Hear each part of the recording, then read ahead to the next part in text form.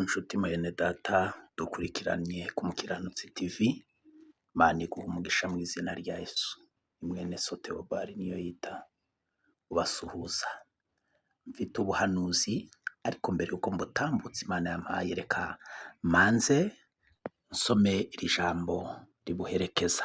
Amosi ibice 8 ku murongo wa 11 haranditse ngo dore iminsi izaza ni ko Uwiteka Imana ivuga, nzateza inzara mu gihugu, ntizaba ari inzara y'ibyo kurya cyangwa inyota yo gushaka amazi, ahubwo izaba ari iyo kumva ijambo ry'Uwiteka. 12 ngo kandi ngo bazajarajara bava ku nyanja imwe bajya ku yindi, bazava ikasikazi bajye iburasirazuba, bazakubita hirya no hino bashaka ijambo ry'Uwiteka be kuribona. Uwo munsi inkumi nziza n'abasore bazicwa n'inyota. Amen. Bibiliya ivuze iki? Iravuze ngo dore iminsi igiye kuza ni ko Uwiteka avuga, hazatera inzara, si inzara yo gushaka ibyo kurya cyangwa se gushaka ibyo kunywa, ahubwo niyo gushaka ijambo ry'Imana.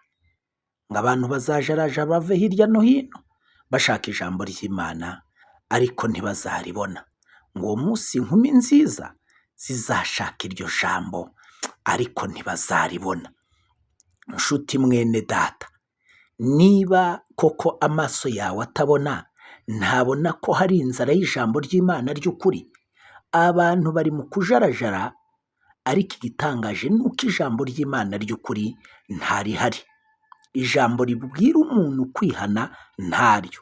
Ijambo ribwira umuntu ngo hinduka ntaryo. Kubona umuntu ukubwira akakwereka inzira y'ukuri ntawe. Abahari ni abayobya, ni abagoreka ijambo ry'Imana. Ariko ijambo ryavuze ngo uwo munsi inkumi nziza zizajarajara hirya no hino bashaka ijambo ry'Imana ariko ngo ntaryo bazabona. Ngo uwo munsi nk'inkumi nziza ngo zizicwa n'inyota, abandi bazicwa n'inzara. Abasore, Imana idufashe kandi tugirire neza. Burya ubona abantu bajya mu misozi ni impamvu y'ijambo ry'Imana ko rimaze kuba inkumi. Impamvu abantu bajarajara hirya no hino, ngaho Kanyarira, ngaho Kizabonwa, ngaho Samatare, ngaho mu Buvumo, ngaho hirya no hino, burya mu nsengero nta kintu kiriyo, ni inzara, ni ingaruka y'inzara. Ngo ariko abantu bazajarajara, igitangaje ngo nuko batazigera babona iryo jambo. Mwami Imana dufashe, iri joro Mwami Imana yangendereye, Imana itugirire neza. Imana yavuganye nanjye ariko Imana idufashe. Imana yambwiye ngo Imana idufashe. Nagiye kubona mbona abantu bari kujya gusengera mu butayu, ariko gusenga mu butayu bageraho bakabirukaho bihinduka icyaha. Imana irambwira ngo abantu nibasenge kuko igihe cyo gutotezwa kirasohoye cy'abana b'Imana. Abantu rero bagiye kuzira no gusenga. Hari igihe kigiye kugera abantu gusenga biba icyaha. Imana idufashe kandi tugirire neza, gusenga bihinduka icyaha. Yesu natugirire neza kandi adufashe. Yewe reka mbabwire, nyuma y'iri fungwa ry'insengero, yewe abantu bagiye kwifuza gusenga, ariko igitangaje iminsi iri imbere irakomeye cyane. Ntuzabona ugusengera, ntuzabona ukwingingira, ntuzabona yewe uwo kukwingingira. Igihe turimo ni igihe cyo gushaka Uwiteka bigishoboka yuko agira ute abonwa, kuko ni iminsi y'inzara. Abantu birengagije Imana, birengagiza gukiranuka, ariko igitangaje nuko abantu bagiye gushaka Imana ariko kuyibona bizabagora cyane. Mwami Imana itugirire neza kandi Imana idufashe. Mwami Imana atugenderere, buri wese amufashe kandi imugirire neza. Yewe iminsi iri imbere iraruhije cyane, n'iminsi iruhije umugenzi. Imana yarambwiye ngo abantu nibasenge kuko iminsi iri imbere. Amagereza arafunguye. Gereza nagiye kubona mbona zirafunguye, irambwira ngo hari abantu bagiye gufungwa benshi cyane kandi impfu ziracyari nyinshi cyane. Yewe Imana nidufashe, abantu bagiye kwifuza gusenga ariko igitangaje ni uko bizagora abantu kubibona. Imana yarambwiye ngo hari umuntu ukomeye muri Kongo ugiye guhigwa ngo kugira ngo yicwe, ngo kuko hashyizweho n'amafaranga menshi cyane ariko Imana iramwimana. Imana itugirire neza. Mbese bishatse kuvuga ngo muri Kongo harimo ubugambanyi, abantu bari kugambanirana.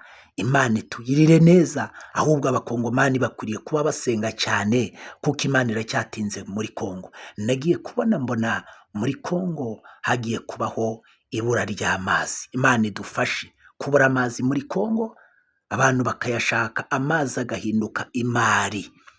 Imana idufashe kandi Imana itugirire neza. Mu bice bimwe na bimwe amazi agiye kubura muri Kongo. Nagiye mbona amaraso y'inzirakarengane ari kumeneka muri Kongo.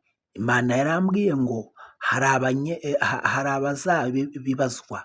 Imana itugirire neza. Ababiri inyuma bazabibazwa kubera ko Imana ntabwo izabyihanganira. Nagiye mbona igihugu cya Kongo gicitsemo ibice bibiri. Imana itugirire neza. Imana yarambwiye ngo kandi ibyo bizabaho kuko nibabitegereze, Kongo izabamo ibihugu bibiri, habe Kongo Kinshasa, habe n'indi Kongo. Imana itugirire neza. Abantu rero bakwiriye kuba basenga, bakwiriye kuba bahamagara Imana.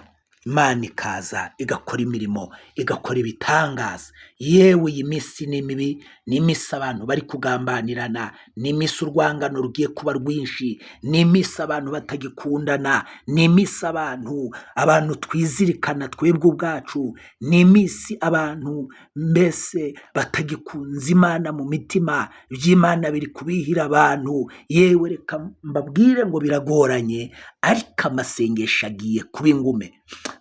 Abantu bagiye kwifuza uwabahanurira ntawe bazabona.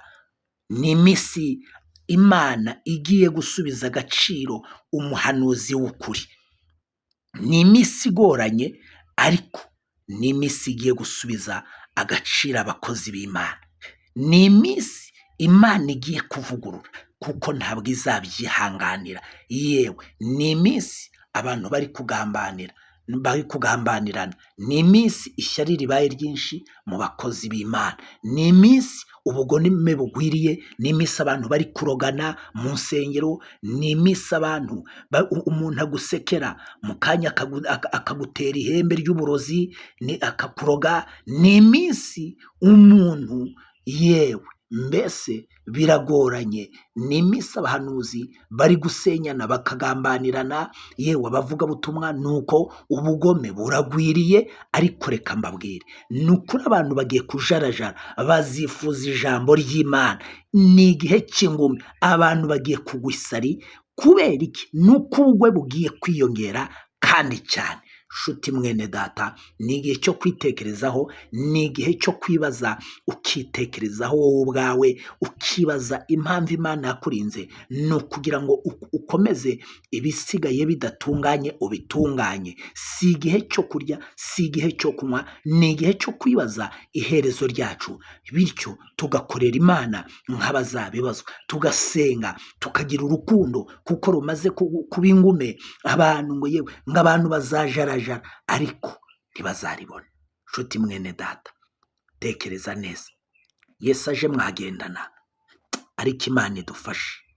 Yesu agarutse ubu ngubu k'umurimbyi yarimbye ngo bazatinya guhinguka imbere ye, bazahinda umushyitsi n'ubwoba busa. Nshuti iyambura uwo mwambaro, Yesu akwambika indi. Ndagira nkubwire ngo ni igihe Yesu agiye kuboneza amatabaza b'abantu. Ni igihe Yesu agiye kugaruka. Rero tekereza neza uburyo utwaye agakiza, utazasanga uhetse ingobyi umwana yaraheze kera. Ni igihe cyo kwita ku iherezo ryacu. Ni igihe cyo gutekereza ku bugingo cyane kuruta gutekereza ku by'isi. Iby'isi bizashira, ibyo tureba bizarangira, ariko nshuti mwene data, ni igihe utekereza hanyuma urukundo ukagarura urukundo rwagiye, ukagarura Imana mu gicaniro cyawe, ukongera ugashaka Imana. Imana ishakishwa kwihana, guca bugufi ndetse no gusengesha umwuka iteka, gusoma ijambo ry'Imana. Nshuti mwene data, ibuka Imana yagukuye, utekereze neza, uyigarukire uyikorere. Imana iduhane umugisha.